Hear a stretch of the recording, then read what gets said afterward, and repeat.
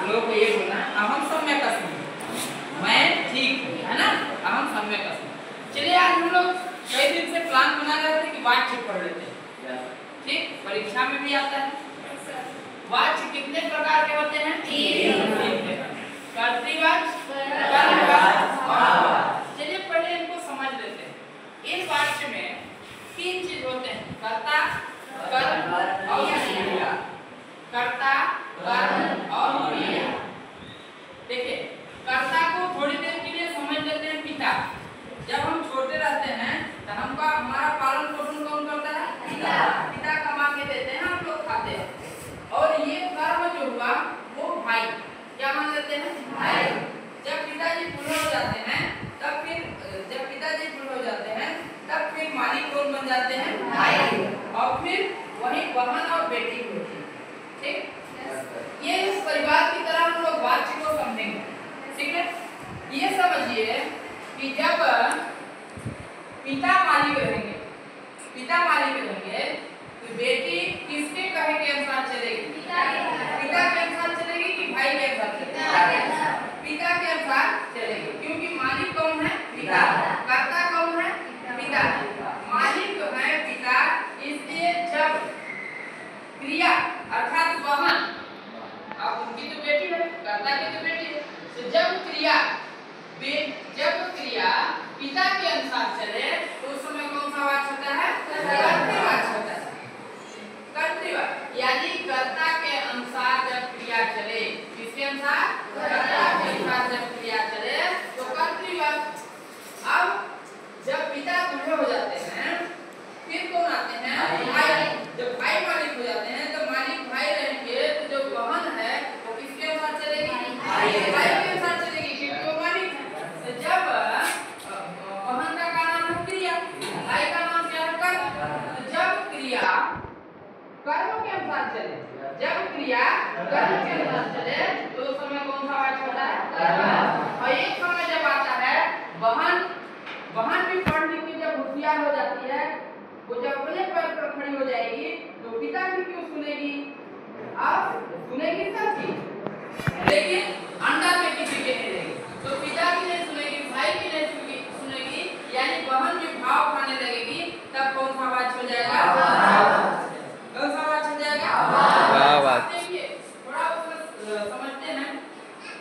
कर्तृवाच्य में क्या क्या होता है? कर्ता होता है, कर्म होता है और क्रिया।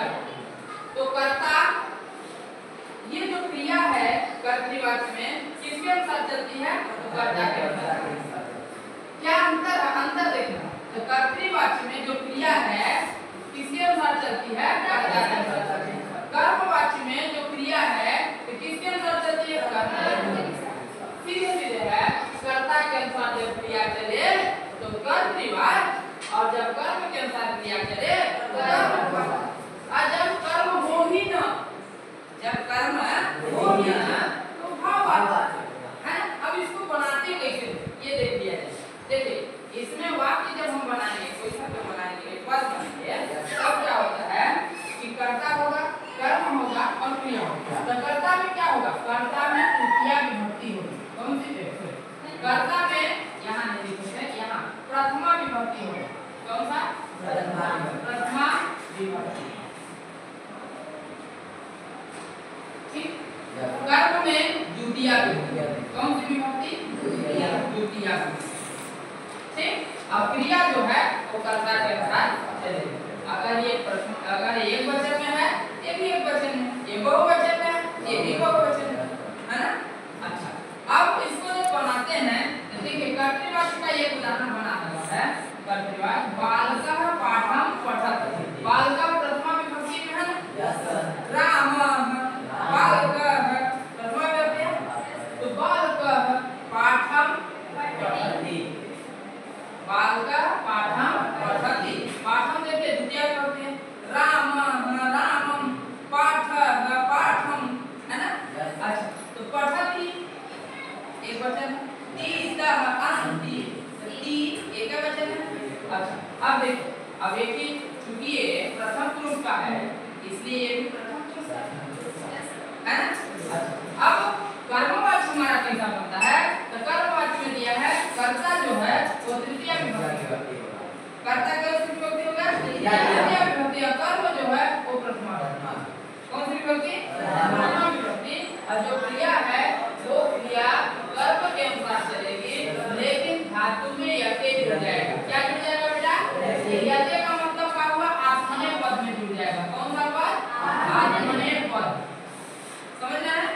यहाँ देखें बालकेन रामः रामः रामेण बालकः बालकेन तृतीया विभक्ति।